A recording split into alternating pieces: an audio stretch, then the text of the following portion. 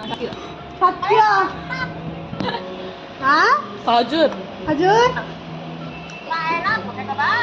बोटेको भात शेष भयो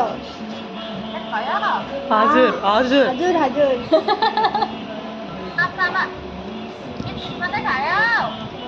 बिस्किट मात्रै और लेस मात्रै खायो हाँ हजुर हजुर हजुर बिस्कुट मात्रै थियो भन्नु बिस्कुट मात्रै थियो गुड्डे बिस्कुट हाँ हाँ हजुर तपाईँ